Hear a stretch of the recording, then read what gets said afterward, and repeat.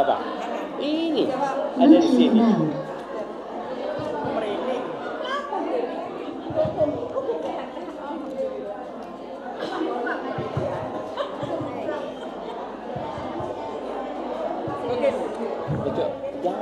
Mohon perhatian. Assalamualaikum warahmatullahi wabarakatuh. Alhamdulillah, alhamdulillahilladzi hadana li hada wa ma kunna linahtadiya laula an hadanallah.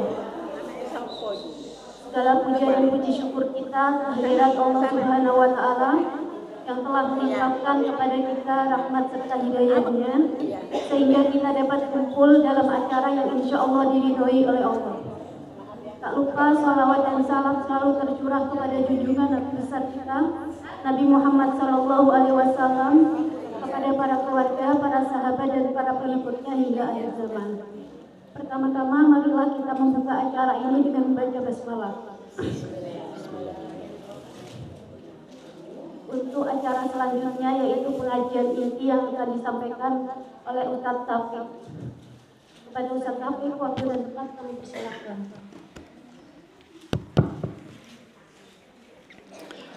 Assalamualaikum warahmatullahi wabarakatuh.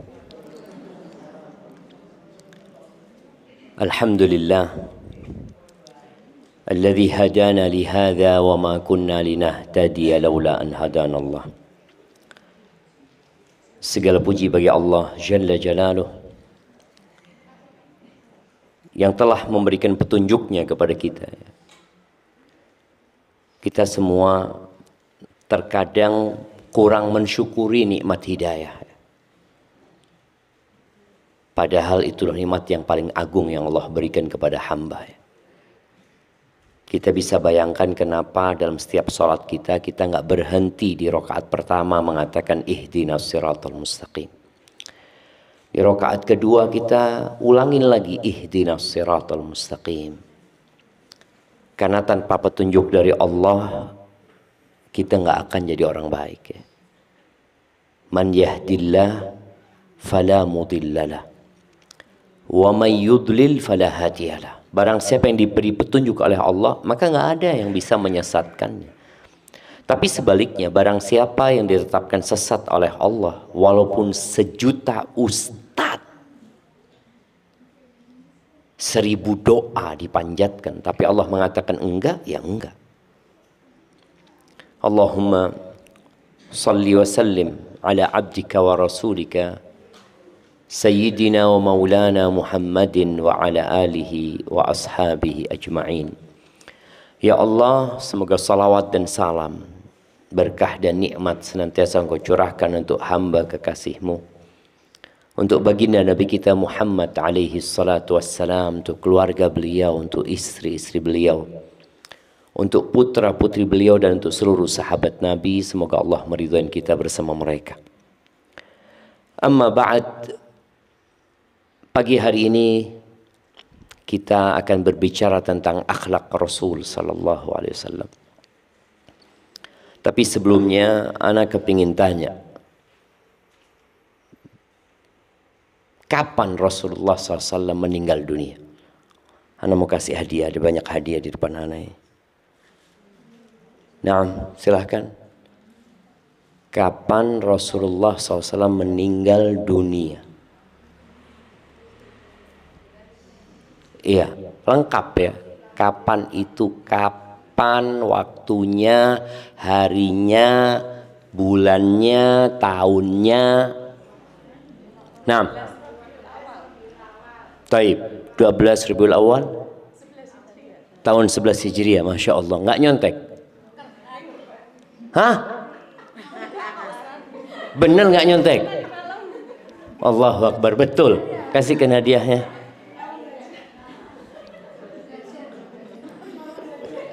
Nah,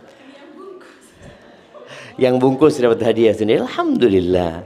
Kan orang itu nggak tahu sama takdirnya, jemaah. Iya. Kadangkala dia bungkus ternyata milik dia. Allahu Akbar. Ya Rasul sallallahu alaihi wasallam tuh, beliau meninggal dunia Mungkin seperti waktu kita sekarang ini. Sebelum sholat zuhur ya. Di tanggal 12 Rabiul Awal. Hari ini tanggal 11 Rabiul Awal ya. Itu kejadian tanggal 12 Rabiul Awal, tapi harinya hari Senin. Di hari Senin ya, Rasulullah SAW itu mulai sakit kira-kira 14 hari sebelum meninggal dunia.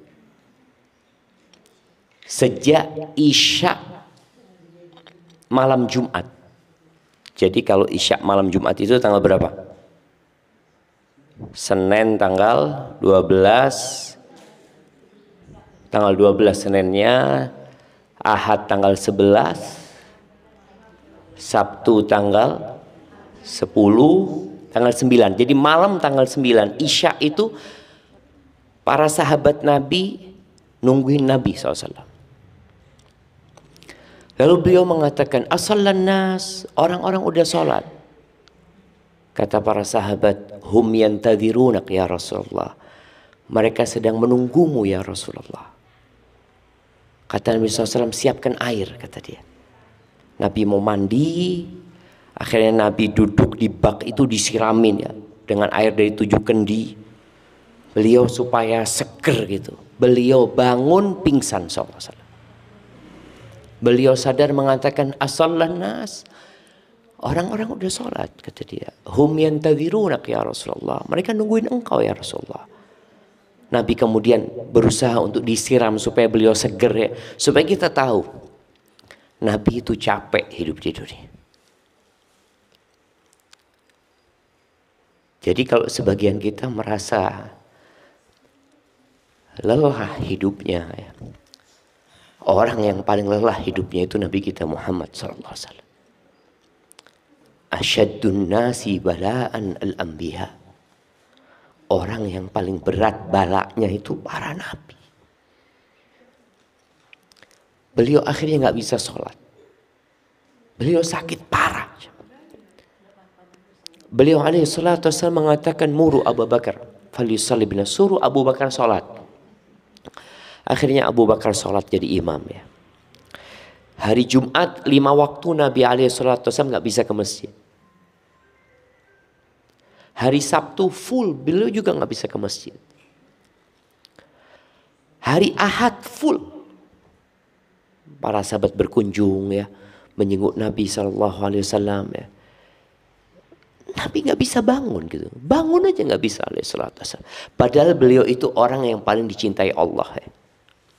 Kemudian di hari Senin pagi, tanggal 12 Rabiul Awal, Nabi alaihi salatu wassalam tuh buka horden rumahnya.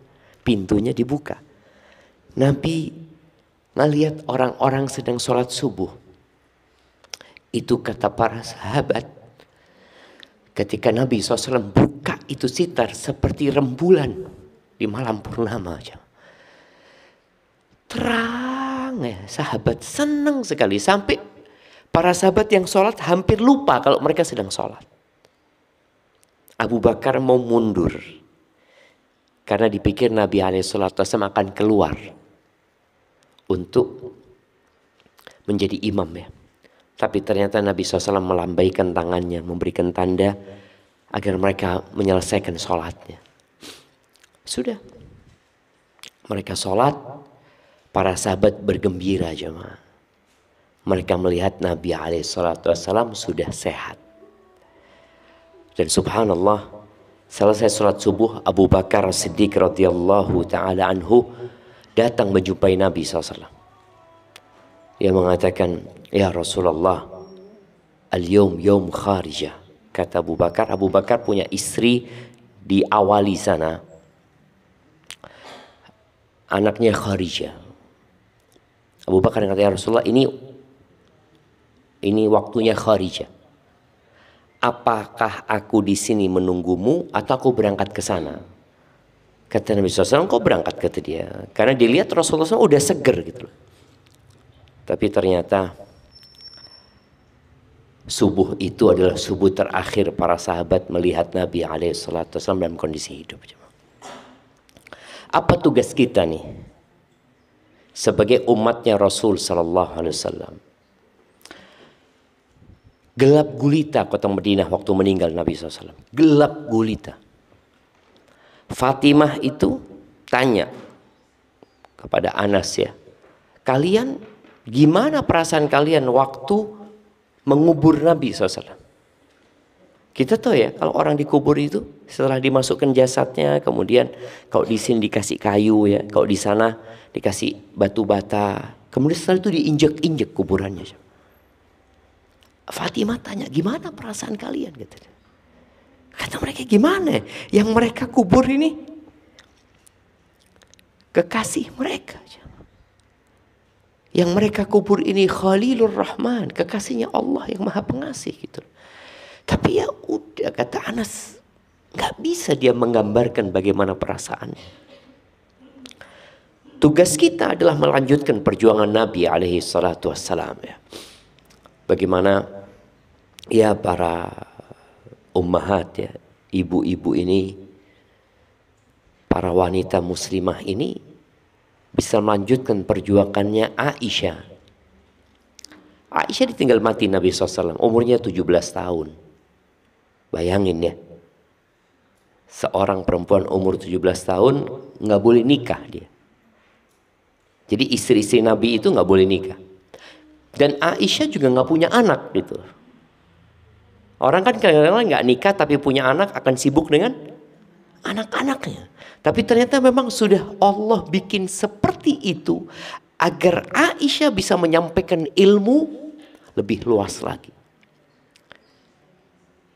Dan kalau mau tahu akhlaknya Aisyah, kenapa Ana nggak ngomong akhlaknya Nabi dulu ya? Jadi akhlaknya orang itu bisa dilihat dari istrinya gitu. Kok ada yang ketawa lihat? Kalau istrinya ini loh, ini istri Nabi Muhammad SAW, Aisyah.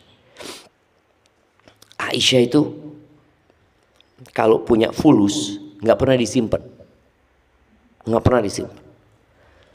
Sampai pernah Aisyah itu diboikot sama ponakannya, Abdullah bin Zubair. Karena Aisyah itu jual rumah, semua hasil jual rumah itu disedekahkan. Habis duitnya.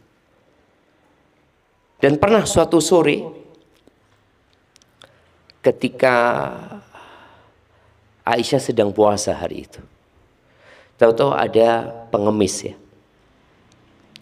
Kata Aisyah kepada pembantunya, kita punya apa? Kata dia, ada makanan untuk berbukamu, nggak ada lainnya, bayanginnya.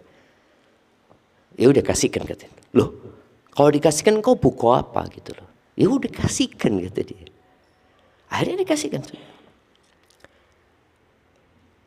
Allah Rabbul Alamin itu melihat semua peristiwa yang terjadi. Allah itu melihat apa yang kita lakukan, apa yang kita kerjakan. Sebelum maghrib itu ada yang ngirimin 1 nampan makanan lengkap. Lalu Aisyah ngomong sama pembantunya, lebih bagus mana rotimu tadi yang kau kasihkan itu sama yang ini?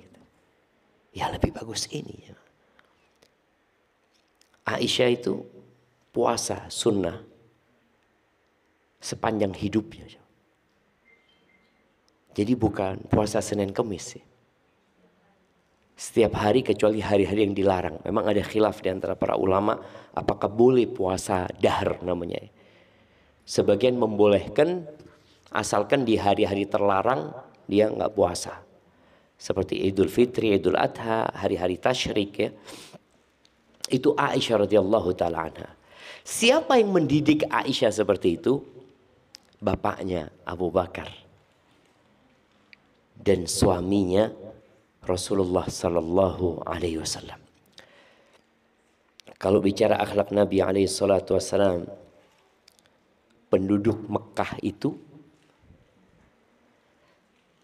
mereka ahlan nggak apa-apa.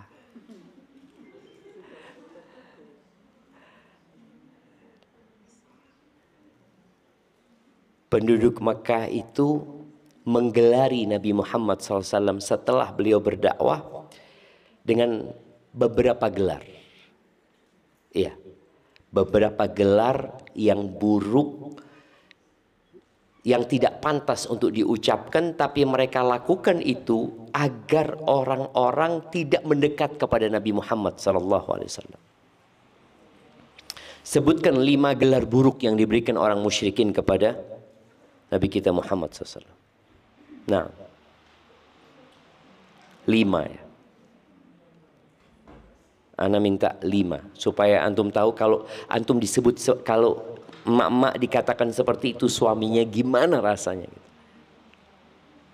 Nah, tafadhali, ada yang mau jawab? 5 gelar buruk yang disematkan kepada baginda Nabi kita Muhammad SAW. Nah, 5, angkat tangan yang mau jawab. Ya Allah jemaah, kita ini menyegarkan ingatan kita. Insya Allah belajar tentang Nabi Muhammad SAW sejak SD kita belajar. Kita udah belajar. Nah, tafadhal. 5. Nah, ada yang mau jawab?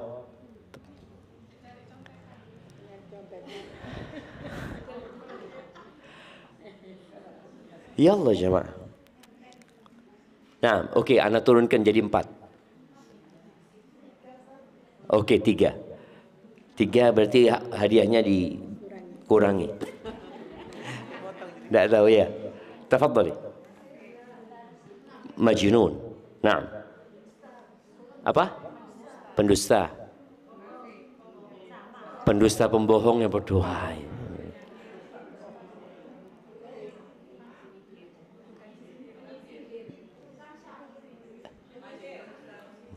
Hilang kalau 2 nggak dapat hadiah. Taib, yang bisa nambah dari 2 nambahnya 3. Nambahnya 3. Enggak. Angkat tangan yang mau jawab yang mana? Ini bukan kerja kelompok. Bukan. Ini bukan tugas kelompok ini. Nah, siapa yang mau jawab? 3 tambahan.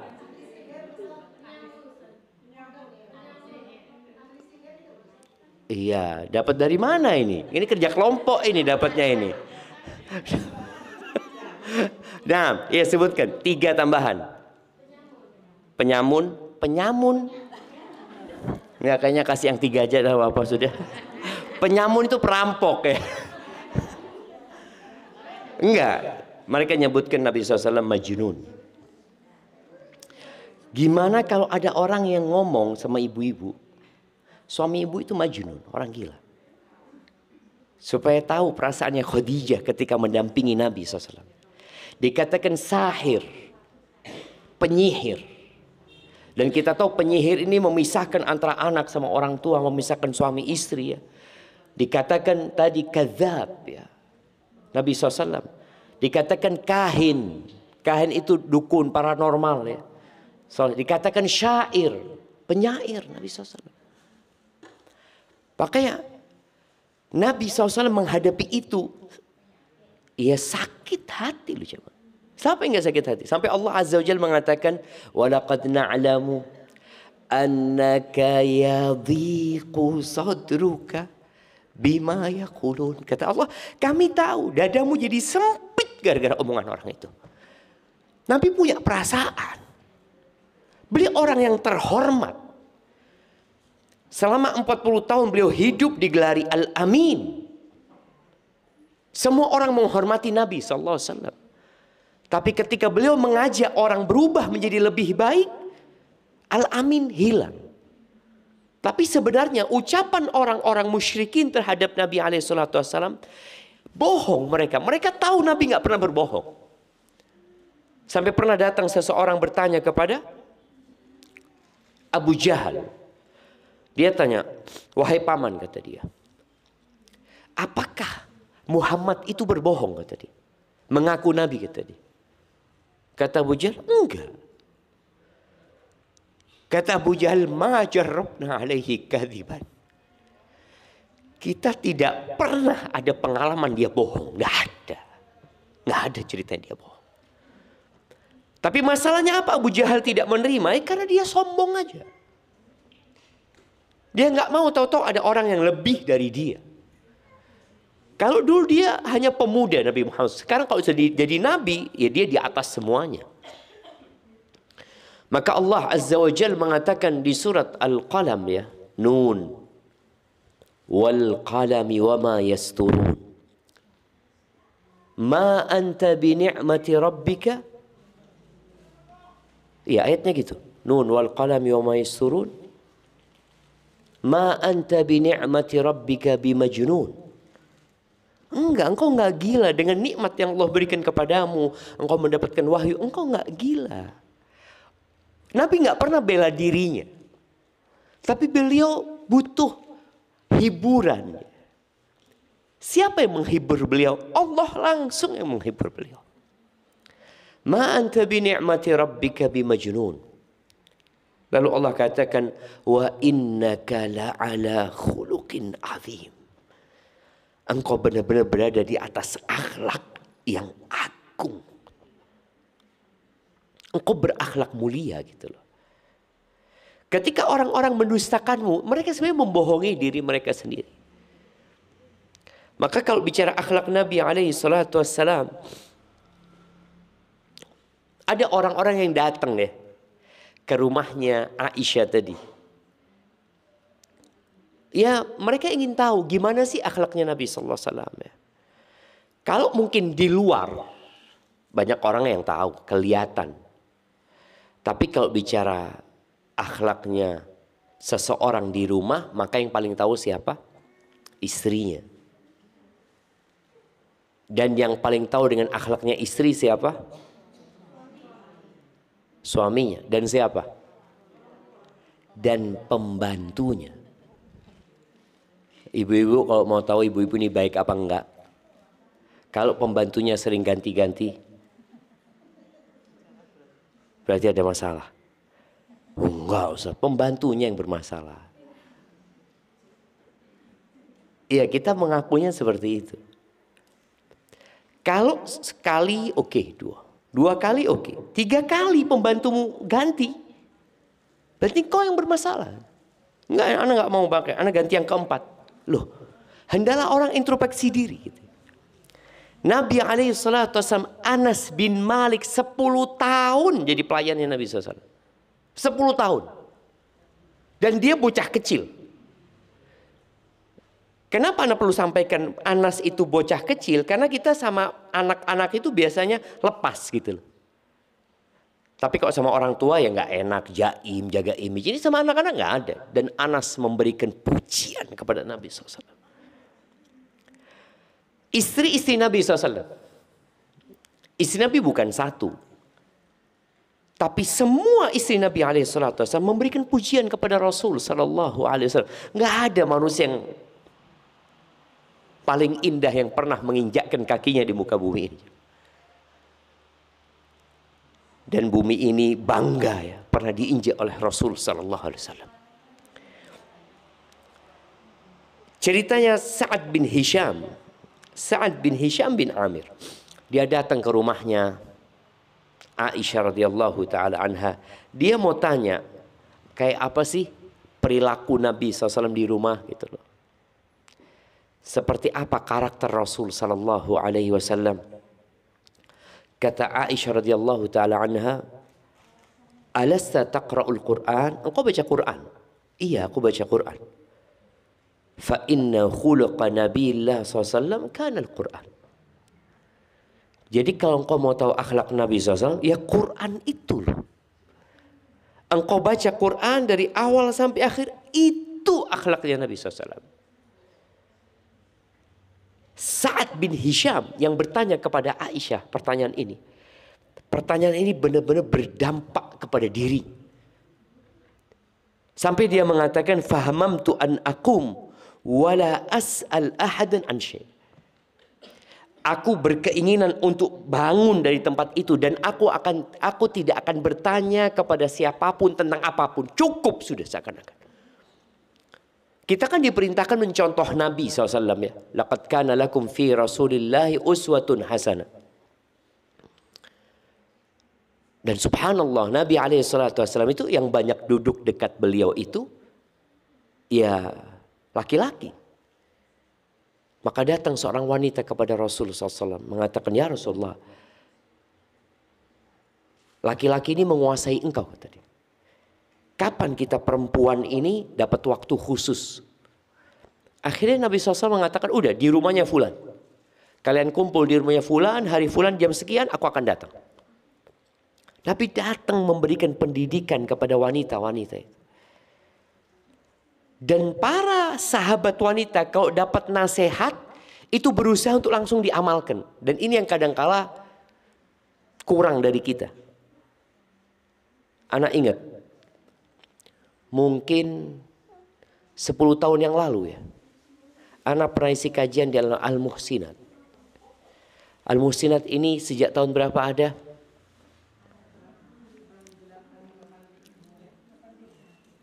(83) Ya, berarti umurnya 42 tahun. Ya.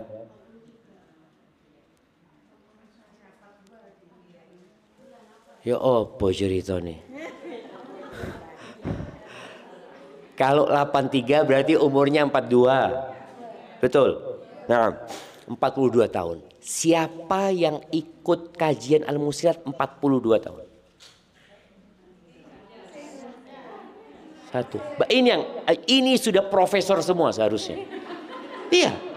Artinya yang 42 tahun melok pengajian tiap bulan, ini sudah profesor pangkatnya.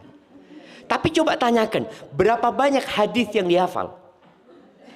Coba tanyakan, berapa banyak ayat Quran yang jadi tambahan setelah 42 tahun gitu ya. Artinya Muhammad mengatakan setelah 42 tahun, alhamdulillah Ustaz, ana hafal 3 juz Al-Quran. Ana hafal 4 juz Al-Quran. Kadang-kala nggak tahu ya, mudah-mudahan sudah 10 juz ya yang 42 tahun ini. Tapi kadang-kala kita berpikir, loh kayak indah. Maka harapannya mungkin nanti Al-Muhsinat ini kajiannya lebih sistematik. Ada setoran hafalan Quran. Setiap pertemuan setoran 1 ayat. Kalau 10 tahun berapa ayat? Berarti 12 ayat ya. 10 tahun 120 ayat. Itu kalau 1 ayat. Kalau nah, kelamaan kan? Padahal kelamaan sudah dilakoni. Kita ini kasih yang paling ringan. Tidak dilakoni. Artinya tadi juz amma lah. Juz amma itu Anda mau kasih hadiah. Juz amma itu berapa surat? Berapa? Angkat tangan yang jawab. Berapa surat juz amma? Iya. 30 surat. Ya, ini betul. Tapi untuk pertanyaan yang salah. Bukan. Juz amma berapa surat? Oh, kasihkan Kak Firdaus itu. 37, Masya Allah. Kayak wes hafal Kak Idras ini. 37 jamaah. Artinya kalau dia mulai menghafal Al-Quran umur 10 tahun, umur 47 sudah juz amma. Sekarang coba lihat. Yang umur 47 hafal juz amma. Siapa? Nah, kita mau kasih hadiah. Bukan yang 47 ya. Kalau yang anak-anak muda hafal sekarang. Anak SMP, SMA hafal. Anda mau tanya umur 47 atau lebih hafal juz amma. Anda mau kasih hadiah. Kita tes tapi jamaah. Nah. Iya. Di sini. Kanan anak ini adem-adem aja sebelah kanan ini. Kayaknya hafal semua sudah. Tapi tadi. Kembali ya. Ketika ditanya apa akhlak Nabi SAW, Al-Quran sudah. Jadi nggak perlu kajian ini. Sampai katanya tadi seorang tabi'in ya Sa'ad bin Hisham, aku nggak ingin tanya siapapun lagi sudah. Apa yang akan dia lakukan? Aku akan fokus belajar Al-Quran. Karena di situ akhlak Rasul Sallallahu Alaihi Wasallam ya. Al-Imam Ibnu Katsir ketika mentafsirkan makna ucapan Aisyah radhiyallahu taala anha, bahwasanya apa saja yang ada dalam Al-Quran, kalau itu perintah maka Nabi akan menjadi orang yang pertama melakukannya. Kalau itu larangan, beliau akan menjadi orang yang pertama meninggalkannya, dan itu sudah jadi watak. Ada kondisi kita itu masih usaha. Sholat ya, sholat nih. Sebagian orang sholat itu belum jadi karakter dia. Dia masih sholat, aduh azan wis. Rasul SAW minta supaya qomat. Minta supaya sholat ditegakkan. Kenapa? Karena beliau merasa sholat ini sudah kebutuhannya. Bahkan beliau mengatakan kepada Bilal, qum ya Bilal fa'arih nabi sholat. Bilal, ayo Bilal, bangkit, bikin kita beristirahat dengan sholat. Nabi SAW sholat malam itu menjadi tempat istirahat beliau yang paling indah. Sholat malam ini kalau ana lihat ya mungkin ana salah juga. Ana melihat ibu-ibu yang sudah tua itu rajin sholat malam. Tapi yang muda-muda mungkin perlu diadakan angket, diadakan penelitian ya. Sebanyak apa sholat malam dia. Dan sholat ini akan mempengaruhi karakter seseorang. Jadi ketika orang itu sholatnya khusyuk ya, ibadahnya baik, akhlaknya akan terbentuk. Allah Azza wa Jalla mengatakan inna sholata tanha 'anil fahsya wal munkar. Mencegah dari perbuatan keji dan mungkar. Jadi kalau seorang masih merasa anak ini Ustaz, sholat sudah benar, tapi ya Allah ya, akhlak perempuan yang paling menakutkan apa? Lisannya aja. Ana tadi ketemu satu orang, dia ngomong, Ustaz, ana mau tanya, gimana Ustaz waktu sama ibunya Ustaz? Ana ini sekarang ngerawat ibu ana Ustaz. Wallah Ustaz, ibu ana ini Ustaz suka ngadu domba Ustaz. Sekarang ini kondisinya, dia sudah tua ya. Dia katakan, ibu ana ini, Allah, kalau ana berusaha untuk maksimal, dia nanti ngomong kualat konle, terus. Jadi nggak ada benernya anak itu. Dan yang bahaya kalau itu terjadi di saat sudah tua. Karena orang itu akan terhitung baik atau tidak kapan? Matinya. Kalau dia di masa, oh ini orang khair, tapi matinya ndak, anak-anak yang ngomong, ya Allah Ustaz, Ummi ini Ustaz, ngomong ya Ustaz. Rasul sallallahu alaihi wasallam kalau bicara akhlak beliau, laisa bitta'an. Beliau enggak pernah mencela. Walal la'an. Beliau enggak pernah melaknat, mengutuk. Walal fahish walal badhi. Beliau kok ngomong enggak keji, enggak kotor omongan Nabi SAW. Kita lihat bagaimana akhlak kita, supaya kita bisa meneladani Rasul Sallallahu Alaihi Wasallam. Dan beliau diutus untuk menyempurnakan akhlak. Innama bu'itsu liutammima makarimal akhlaq ya. Dan akhlak orang Arab jahiliyah, mungkin kita kalau dengar jahiliyah buruk, jelek, iya betul. Tapi ada akhlak-akhlak yang mulia. Di antara akhlak mulia orang Arab itu, perempuan merdeka itu hampir nggak ada yang berzina. Jahiliyah ya. Maka ketika Nabi SAW membaiat wanita-wanita itu, di antara isi baiatnya agar mereka tidak berzina, istrinya Abu Sufyan, Hind bint Utbah, dia heran dengan perjanjian ini. Kenapa harus bikin perjanjian seperti ini? Kok kita harus janji nggak berzina? Karena secara karakter dia mengatakan, awataznil hurra. Apakah ada wanita merdeka yang berzina? Ini orang musyrik awalnya, jahiliyah, nggak kebayang berzina, nggak kebayang dia. Dulu yang berzina itu adalah budak-budak. Bahkan pelacur-pelacur dulu itu, kalau kita baca sejarah, kira-kira di Mekah itu ada 9 lokalisasi tempat pelacuran itu. Jadi orang kalau jadi pelacur itu dia kasih bendera di depan rumahnya supaya orang tahu ini rumah apa istilahnya, rumah bordir apa? Iya, rumah seperti itu. Itu semuanya, ana baca tadi malam, loh, semuanya budak. Maka dia tanya, apakah perempuan merdeka berzina? Tapi ternyata memang ada. Apalagi ketika di masa sekarang ya. Tadi malam kita membahas kajian itu kohabitasi ya, kumpul kebo di antara mahasiswa-mahasiswi ya, di antara para pekerja-pekerja yang merantau ya. Na'udzubillah min dzalik jemaah.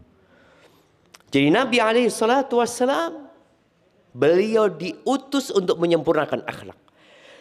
Kita lihat beberapa akhlak Nabi sallallahu alaihi wasallam ya. Beliau itu kata Anas bin Malik ya, radhiyallahu anhu mengatakan, ini pembantunya. Jadi kalau kita dapat cerita pembantu maka insya Allah valid sudah. Objektif dia.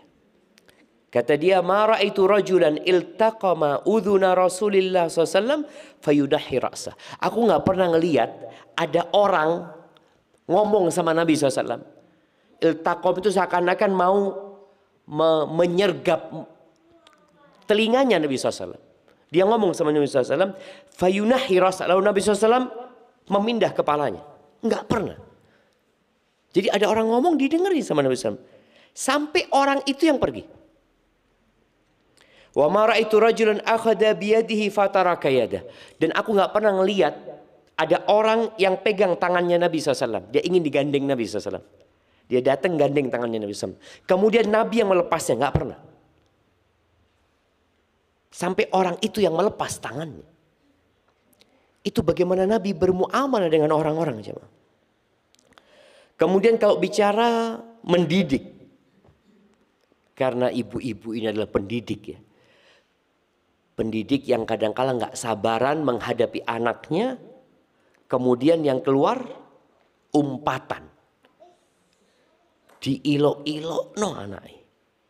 Kadang-kala ada ibu-ibu yang masih suka membandingkan anaknya sama anaknya orang. Rasul SAW itu pernah di Masjid Nabawi, lagi sholat berjamaah, ada orang yang bersin jemaah. Ketika bersin, orang ini mengatakan alhamdulillah. Ada orang yang jawab jemaah, yarhamukallah, lagi sholli ini. Ada yang bersin, kata dia, yarhamukallah. Apa yang terjadi? Orang-orang yang sholat semua mendeliin dia ini. Soalnya dia ngomong waktu sholat gitu. Ketika dipendeliin sama orang-orang, ya ngomong lagi orang, wa thukla ummaya atau ummiyah, kata dia. Ada kehilangan ummi ana ini. Masya'nukum, kalian kenapa ngeliatin aku, kata dia. Lagi sholli ya, imamnya Nabi Muhammad SAW. Akhirnya mereka pada mukul tangan mereka di pahanya supaya orang ini diam. Ini lagi sholat gitu. Akhirnya orang ini faham, oh iya, berarti dia, aku disuruh diam ya. Ini ceritanya Muawiyah ibn Hakam ya namanya. Setelah sholat, kata dia, falamma shalla Rasulullah SAW, fabi abi wa ummi, fabi abi huwa wa ummi ma ra'aitu mu'alliman qablahu wala ba'dahu ahsana ta'liman minhu. Kata dia, demi Allah, aku nggak pernah melihat seorang mu'allim ya, seorang guru sebelum beliau dan sesudah beliau yang lebih baik pengajarannya dari beliau. Bagaimana beliau mengajarin? Ini kata dia, wallahi ma kaharani. Demi Allah, Nabi tidak mencelaku atas kesalahan yang aku lakukan. Wala darabani wala syatamani. Beliau juga tidak memukulku, tidak mengumpatku, enggak. Ini salah yang dia lakukan. Tapi apa sikap yang harus diambil? Kan yang beliau lakukan, beliau cuma ngomong, inna hadhihi shalah la yasluhu fiha syai'un min kalamin nas. Sholat ini nggak boleh ngomong. Sholat ini innama huwa tasbih wa takbir wa qiraatul Quran. Jadi sholat ini isinya apa? Ya tasbih, takbir, membesarkan Allah, mengagungkannya, dan membaca Al-Quran. Itu sholat. Dan butuh kesabaran jemaah. Pernah masuk ke Masjid Nabawi, orang Badui tahu-tahu kencing di masjid. Apa sikap kita kalau melihat orang kencing di masjid? Bukan cuma diusir ya, dikeroyok sama tuh orangnya.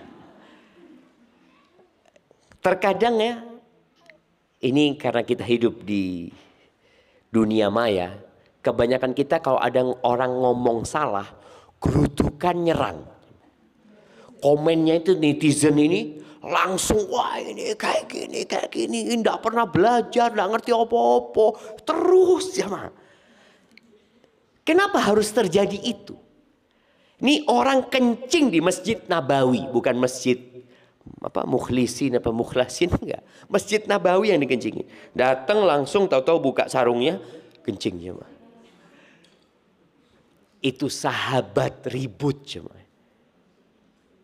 Kata Nabi SAW, da'u wa la tuzrimu. Biarkan kata Nabi SAW. Jangan dipotong kencingnya. Bayangkan ya. Suruh mari no nguyuni. Hadza Rasulullah SAW. Setelah selesai, dipanggil sama Nabi SAW. Panggil. Beliau mengatakan, inna hadhil masajid, kata dia. Masjid-masjid ini bukan tempatnya kencing. Bukan tempatnya untuk buang kotoran. Tapi ini tempat untuk zikrullah, untuk sholat dan untuk baca Al-Quran. Lalu Nabi SAW memerintahkan para sahabat untuk nyiram bekas kencingnya. Kalau kita wis diamuk, kok nyiram dewi. Itu kan yang terjadi sama kita. Jadi Rasul SAW itu bil mu'minina raufur rahim, penyayang beliau jemaah. Kalau tahu penyayang Nabi SAW itu. Ibu itu seharusnya penyayang. Tapi kadangkala kasih sayangnya itu menguap gara-gara melihat sikap anaknya yang kurang ajar. Padahal boleh jadi dia kurang ajar karena kurang kasih sayang. Rasul SAW itu pemaaf. Siapa di antara ibu-ibu yang sampai hari ini masih menyimpan dendam? Ana kasih hadiah.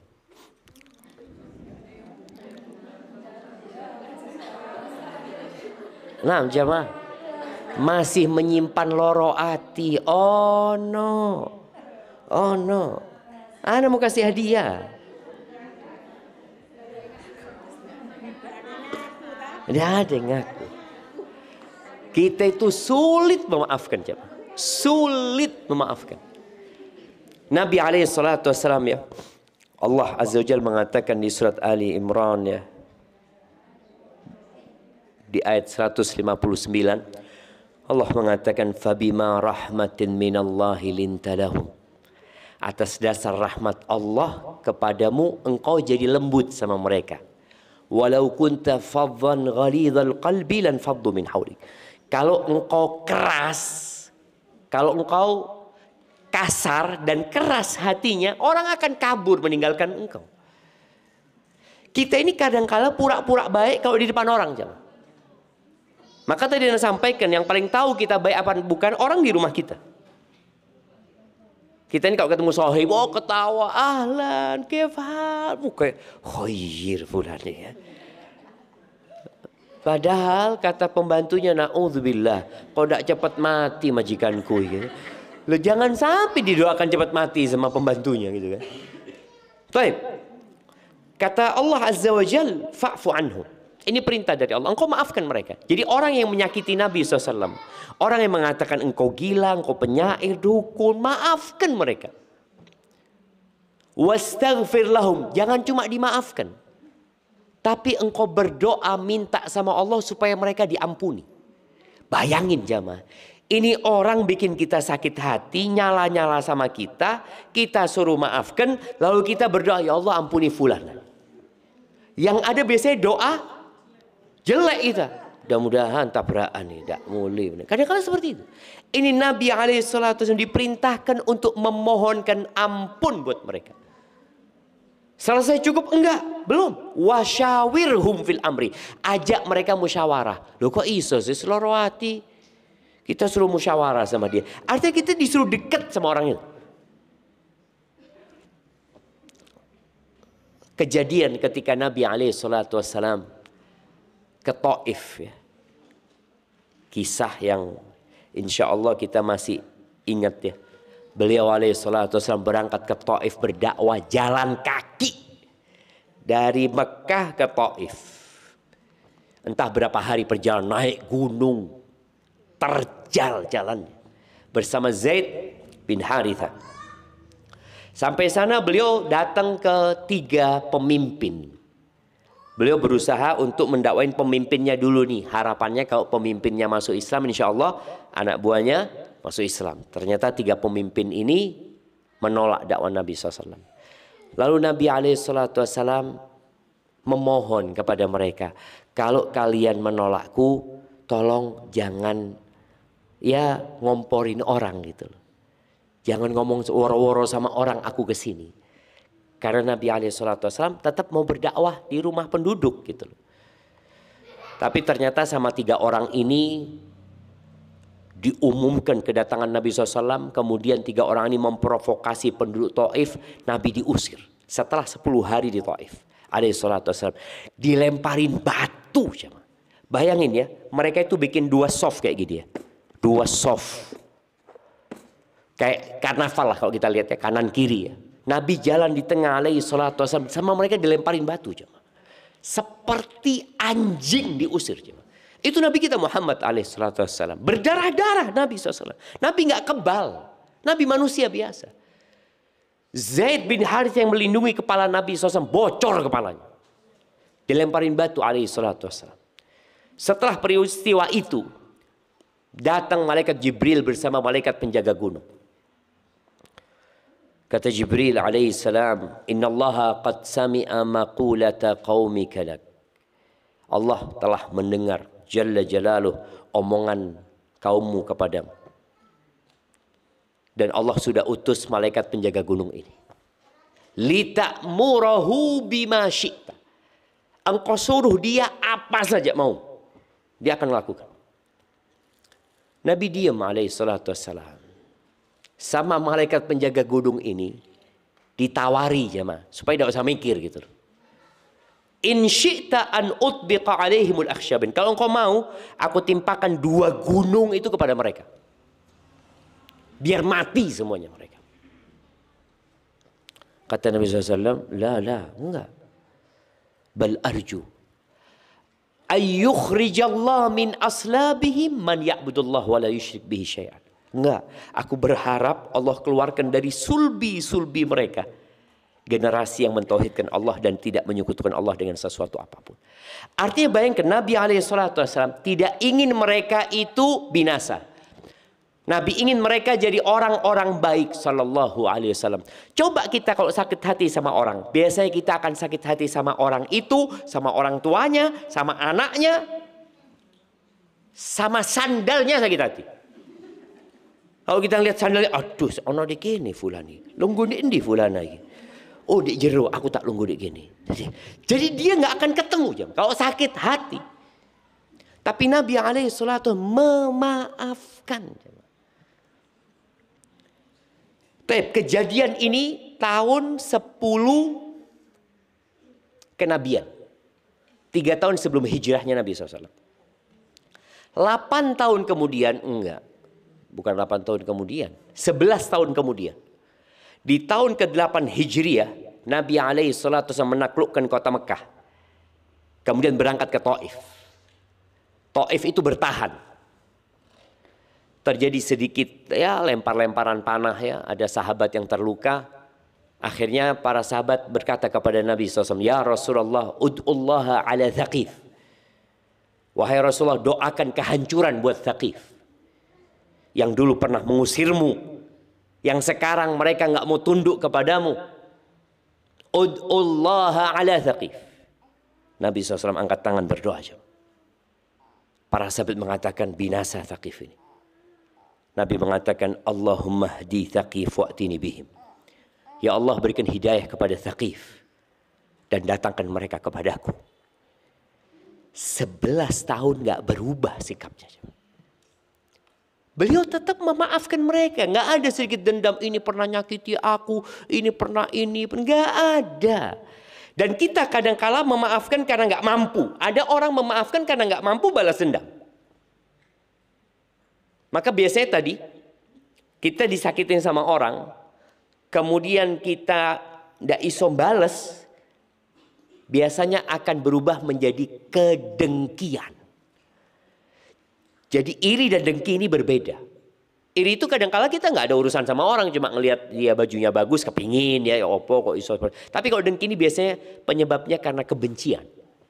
Tidak senang orang. Nabi SAW berdoa buat kebaikan mereka. Buat penduduk Mekah. Penduduk Mekah ini pernah menyakiti Nabi SAW, ya jangan ditanya. Kelakuan penduduk Mekah kepada Nabi SAW. Mereka mengusir Nabi SAW. Mereka menguasai aset-aset Rasulullah SAW dan para sahabatnya.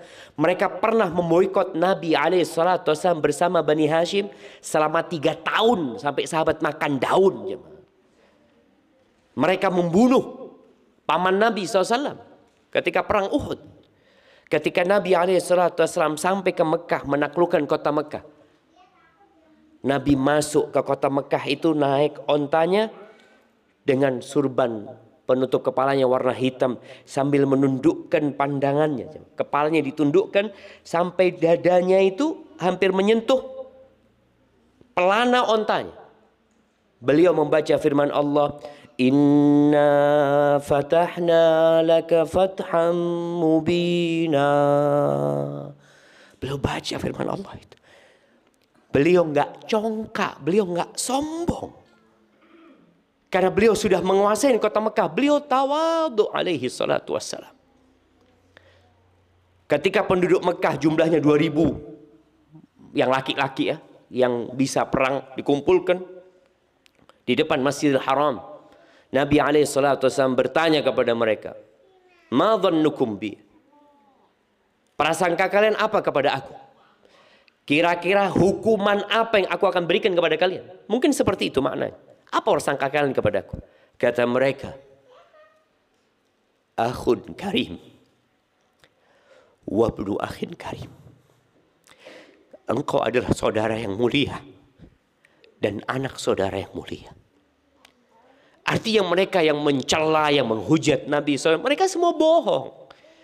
Mereka tahu Nabi itu Al-Amin. Mereka tahu Nabi itu Karim. Maka mereka mengatakan, Akhun Karim, wabdu akhin Karim. Lalu Nabi SAW mengatakan, Idhabu fa'antum tulaqa. La tathriba alaikumul yawm. Nggak ada celaan buat kalian. Silahkan kalian semua pergi, kalian bebas. Nggak dihukum sama Nabi SAW. Padahal mereka sudah berkhianat. Maka ahibati fillah, kalau bicara akhlak Rasul SAW, maka singkatnya bacalah Al-Quran. Nabi orang yang pandai memaafkan. Dan ketika beliau memaafkan juga beliau mendoakan. Semoga kita bisa ya mencontoh Rasul SAW. Ada satu pohon di hati kita yang nggak bisa dicabut. Pohon apa itu? Anu kasih hadiah. Ada satu pohon di hati kita. Yang pohon itu nggak bisa dicabut. Dicabutnya nanti kalau mau masuk surga. Nah,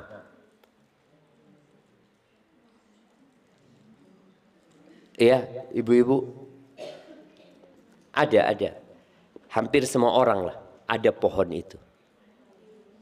Nah, iri. Iya, siapa yang jawab? Nah, oh, bukan buat saya. Hadiah diambil, dihadiahkan kepada yang lainnya. Itu nggak apa-apa. Nah, iri jemaah. Iri. Hasud. Ma khala jasadun min hasad. Dikatakan oleh sebagian ulama ya, tidak ada tubuh yang bersih dari hasad. Iri tadi nggak ada. Tapi kalau orang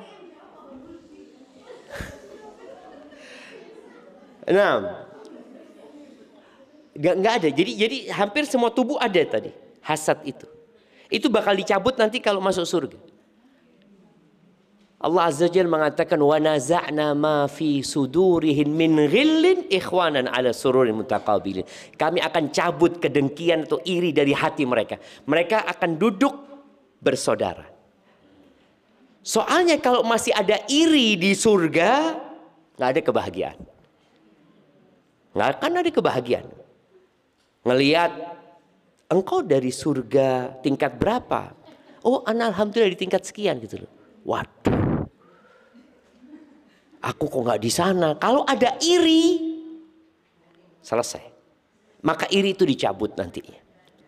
Maka berusaha tadi untuk mengobatin iri ini. Karena nggak bisa dicabut, maka disebut oleh para ulama. Tadi dikatakan seperti pohon dia itu ya. Orang yang laim, orang yang jahat, irinya itu akan disiram dan dipupuk sama dia. Pohon hasutnya itu disirami, dipupuk sampai ke kerongkongan bikin dia sesek hidupnya. Tapi kalau orang baik, pohonnya itu akan terus ada tumbuh dipangkas ya. Tumbuh lagi dipangkas. Kayak rumput ya, kita tahu rumput itu kadangkala sudah dicabut ya, sudah disemprot sama apa yang bikin kuning itu ya. Kemudian nanti sudah kering, tahu-tahu tumbuh lagi. Nah, maka kita harus terus berusaha untuk menghilangkan hal itu. Karena Nabi SAW orang yang berusaha mendidik sahabatnya agar membersihkan hati mereka dari yang namanya iri atau hasad. Barakallahu fiik. Nah, mungkin masuk ke sesi tanya jawab. Ana rasa waktu Ana sudah habis. Tafadhali. Nah, tafadhal. Mic-nya di mana? Bilang kalau akhlaknya suami itu tergantung pada akhlak istri. Tunggu. Akhlaknya suami tergantung sama akhlaknya istri. Oke. Terus tadi kan bilang kalau Rasulullah itu lihat istrinya Aisyah. Gitu ya? Nah. Istrinya Rasulullah kan banyak. Nah. Apa tergantung sama istri yang lain atau ya? Iya. Jadi sebenarnya iya, akhlaknya istri itu tergantung sama suami. Suami, Ana ingin menyampaikan, ini istrinya loh. Ini loh Aisyah seperti ini. Seperti apa suaminya gitu loh. Itu maksudnya Ana. Jadi kalau Aisyah seperti itu berarti suaminya lebih, Masya Allah, betul. Nabi SAW tadi Ana sampaikan tentang kedermawanan Aisyah. Bagaimana suaminya Aisyah radhiyallahu ta'ala anha. Kata Ibnu Abbas, Kana Rasulullah SAW ajwadan nas. Nabi itu orang yang paling dermawan. Paling dermawan. Beliau apa aja yang diminta beliau kasihkan. Jadi Anas ingin menyampaikan bahwasanya ini loh istrinya Nabi, bagaimana nabinya alaihissalatu. Anas sebutkan tadi juga Aisyah ini anaknya Abu Bakar. Jadi didikan bapaknya Abu Bakar itu dermawan, akhirnya muncullah anak-anak yang dermawan. Tapi kalau tadi emak-emaknya bakhil, iya, kadangkala berdampak kepada suaminya. Suaminya mau sodako, ojo lah bang, kayak tuku tas saya bang. Mau sodako buat beli tas gitu loh. Kadangkala tadi ada hambatan. Tapi kalau suaminya, kalau istrinya tadi adalah orang dermawan, suaminya mau sodako, mamanya piro bang, 1 juta loh, ketidiin bang. Tambahi, Masya Allah. Dan ada istrinya seorang sahabat Nabi, Thalha bin Ubaidillah. Thalha bin Ubaidillah. Thalha bin Ubaidillah ini baru dapat fulus jamaah. Jumlahnya 400.000 dirham. 400.000 dirham ini sama dengan 40.000 dinar. 40.000 dinar ini dikalikan 4/4 gram emas. Berapa jumlahnya anak kasih hadiah? 40.000 dikali 4,25. Nah, cepet-cepetan ini. Nggak apa-apa pakai kalkulator. Nah, dapat berapa? Siapa yang jawab? Nah, yang kanan belum dapat hadiah sebelah sini. Oke, kita kasihkan ke yang kanan nih. Berapa?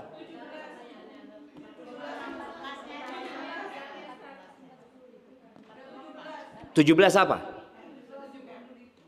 Kok 17 M? Lu gram. Gram.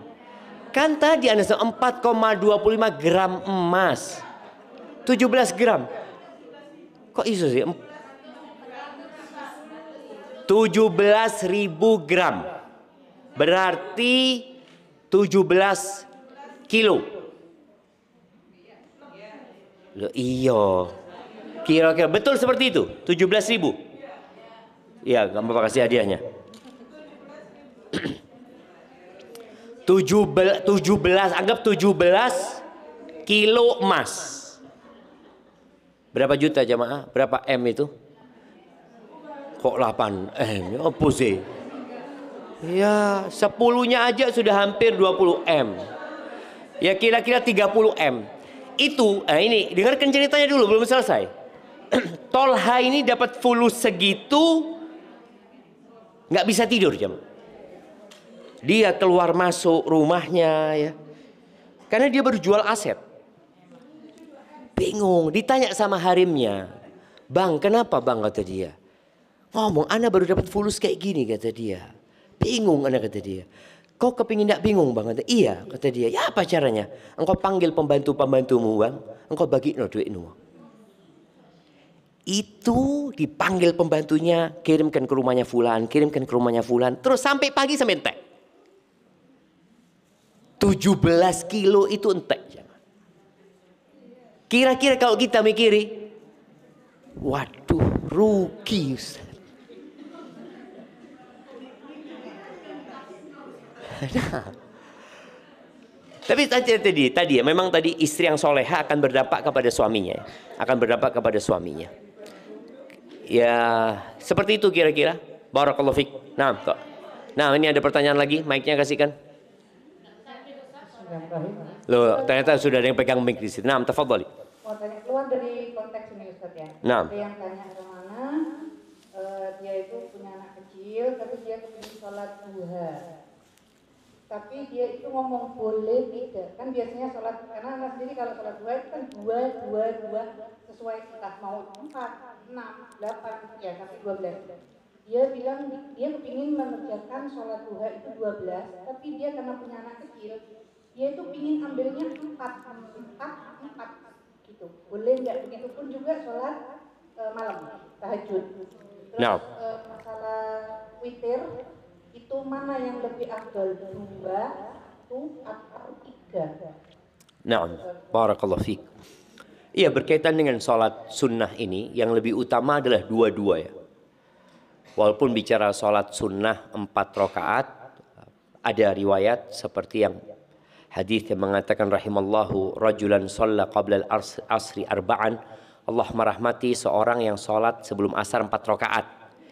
Ada yang mengatakan boleh 4 rakaat langsung, ada yang mengatakan tetap 2. Yang lebih utama adalah 2. Dan kalau tadi dikatakan dia punya anak kecil, seharusnya 2 itu akan lebih ringan. Karena dia punya anak kecil, boleh jadi setelah 2 rakaat anaknya nangis, selesai. Tapi kalau 4 rakaat malah terlalu ruwet, terlalu panjang. Maka solusinya 2. Dan sholat duha ini enggak 12 rakaat ya. Sholat duha ini selama waktunya boleh, boleh kita sholat. Jadi yang lebih kuat pendapat sholat duha itu tadi dari matahari terbit ya sampai tinggi seanak ya setombak gitu ya, udah 10 menit 15 menit sampai sebelum masuk waktu zuhur. Dan bisa solinya sholat jam 7 anak sholat 2, nanti jam 8 sholat 2, nanti jam 9 sholat 2. Jadi nggak harus rentet, enggak.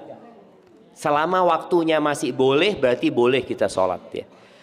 Adapun berkaitan dengan sholat malam ya, tetap sholat malam kalau bicara 4 boleh 4, tapi yang lebih utama tetap 2 rakaat ya.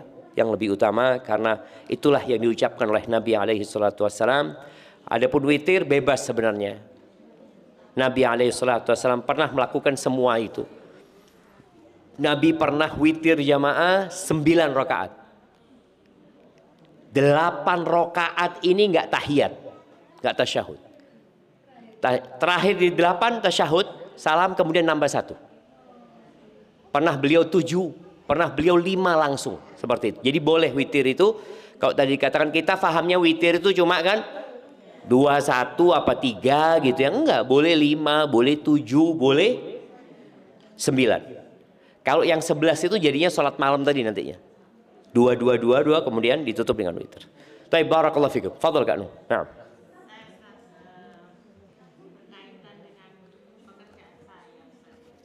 Ya mic-nya kasihkan biar yang lainnya dengar maksudnya Kak Nuh. Ya mic-nya maknya.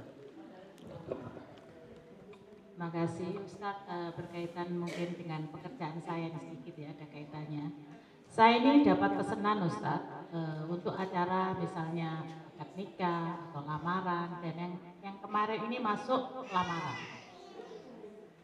Tempatnya di masjid, tapi di lantai atas. Terus ada nikah, tempatnya di lantai bawah. Lah untuk konsumsi, saya kan catering ya Ustaz. Itu apa diperbolehkan makan di dalam masjid? Itu yang perlu saya tanyakan. Karena banyak paham nggak boleh, harus kuat gitu loh Ustaz kalau hamil. Nah. Gimana itu Ustaz? Mungkin ada penjelasan atau mungkin ada hadis. Yang saya tahu tadi kan bahwa masjid, si Badui yang kencing tadi kan dibilang sama Rasulullah, masjid ini tempatnya untuk ibadah, untuk zikrullah, untuk baca Quran, untuk sholat. Nah, untuk kegiatan yang seperti itu tuh gimana? Gitu loh. Siap, barakallahu fik. Iya, bicara tentang masjid ini pertanyaan menarik sekali ya, karena menjadi fenomena yang lumrah sekarang orang akad nikah di masjid ya. Kalau akad nikah di masjid biasa dari sejak dulu. Tapi kan walimah di masjid akhirnya. Jadi bedanya akad nikah sama walimah ini, kalau walimah itu acara makan. Kalau akad, ya sudah akad, gabil itu selesai, itu akad nikah. Makanya walimah itu tidak harus barengan dengan akad nikah. Boleh jadi akad nikahnya sekarang, walimahnya tahun depan.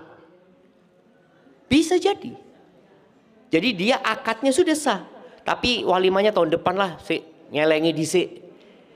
Terkadang orang kan enggak, akad nikahnya ditunda supaya bisa ngelumpukno duit untuk walimah. Padahal walimah tidak ada hubungannya dengan akad nikah. Itu hanya sunnah dalam pernikahan tadi. Jadi kalau bicara masjid ya, yang penting sebenarnya kalau kita lihat Rasul Shallallahu Alaihi Wasallam itu menjaga masjid dari semua yang namanya kotoran. Dijaga. Makan di masjid, ya para sahabat Nabi itu Sallallahu Alaihi Wasallam kira-kira ada 80 orang yang tidurnya di masjid. Tidur di masjid. Sekarang kan masjid tulisannya apa? Dilarang tidur gitu loh. Jadi ada pergeseran karena memang dulu masjidnya itu sederhana. Nggak seperti sekarang pakai karpet, ada mic, ada kekhawatiran barang-barang yang hilang seperti itu. Dulu enggak. Dan sahabat yang tidur di masjid itu ya kalau makan di masjid. Cuma dulu makannya kurma ya ditaruh di, biasanya mereka ada keranjang-keranjang yang menggantung di masjid itu. Jadi intinya berkaitan dengan masjid ini, masjid harus dijaga kebersihannya. Kalau ternyata makan di masjid menyebabkan nanti kotor, nggak boleh. Karena mengotori masjid gitu. Jadi bukan makannya yang tidak boleh, tapi mengotori masjidnya yang dilarang. Makanya kalau kita tahu di Mekah Medina, itu kalau sudah Ramadan buka bersama, ya mereka pasang sufroh, makan di masjid, makan roti, makan ini, cuma dipasangin sufroh, sehingga kalau ada yang jatuh nggak jatuh ke karpet. Berarti mereka masih menghargai masjid. Jadi mungkin tadi kalau Kak Nung bicara di masjid, ya diusulkan ada sufroh. Jadi jangan makan di atas karpet karena ngotorin. Atau kalau memang enggak, ya di terasnya. Kalau terasnya nggak pakai karpet, kan yang dikhawatirkan itu memang karpet. Dan di Masjid Nabawi itu juga ada aturan nggak boleh masuk minuman manis. Itu nggak boleh. Teh manis nggak boleh. Kopi boleh. Kenapa? Karena manis itu lengket kalau kena karpet gitu loh. Beda kalau nggak manis itu dibersihkan selesai gitu loh. Cuma masih banyak yang melanggar ya, orang masukkan di kantongnya jus atau apa. Tapi intinya masjid itu harus dijaga kehormatan dan kebersihannya. Seperti itu Kak Nung. Dan mungkin dari satu masjid ke masjid lain ada aturan yang dibuat ya sama mereka, yang kadang-kala ya kita harus ngikutin aturan ya. Kalau dikatakan masjid ini ternyata nggak boleh makan di dalam, ya sudah kita ikutin. Kemudian ada masjid mungkin yang mengatakan kita nggak ada acara akad nikah di masjid, ya sudah, kan masih banyak masjid lain gitu loh. Kadang-kala kebijakan kembali kepada DKM masjid itu ya. Hadza wallahu a'lam bissawab. Nah,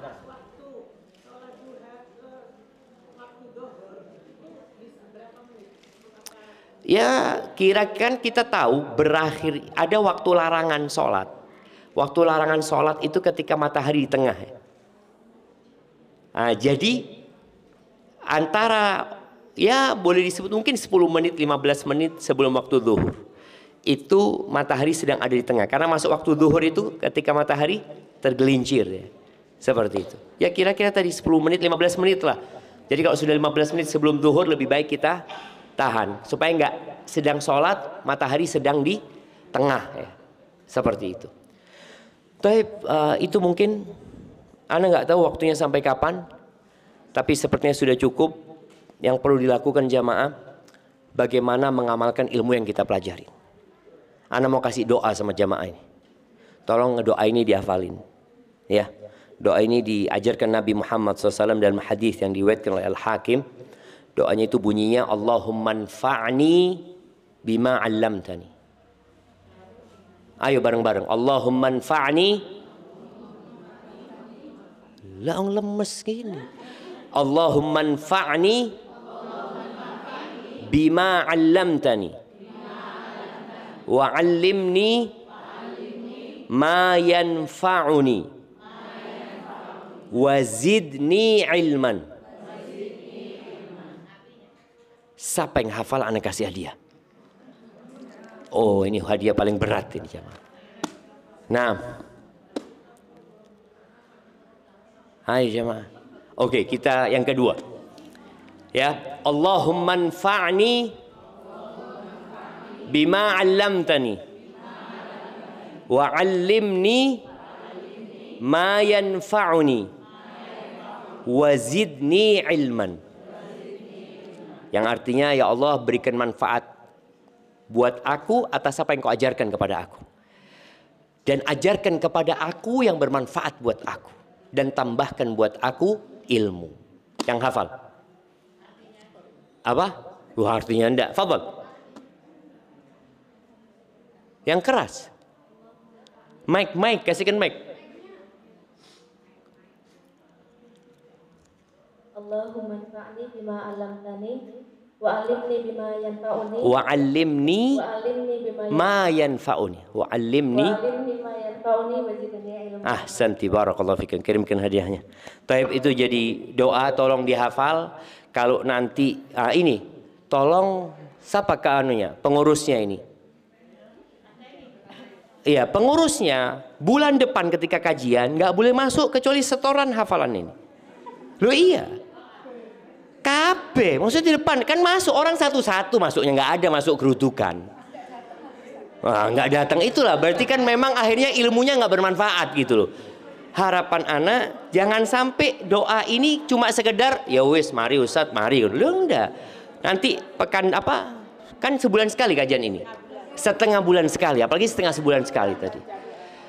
Taib, Allahumma anfa'na bima 'allamtana wa 'allimna ma yanfa'una wa zidna ilman. Rabbana atina fid dunya hasanah wa fil akhirati hasanah wa qina adzabannar. Wa subhana rabbika rabbil izzati amma yasifun wa salamun 'alal mursalin walhamdulillahi rabbil alamin. Jazakumullahu khairan. Wassalamualaikum warahmatullahi wabarakatuh.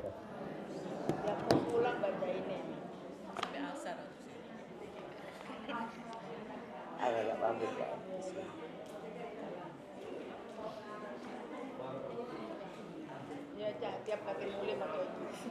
Jadi dulu kendaraan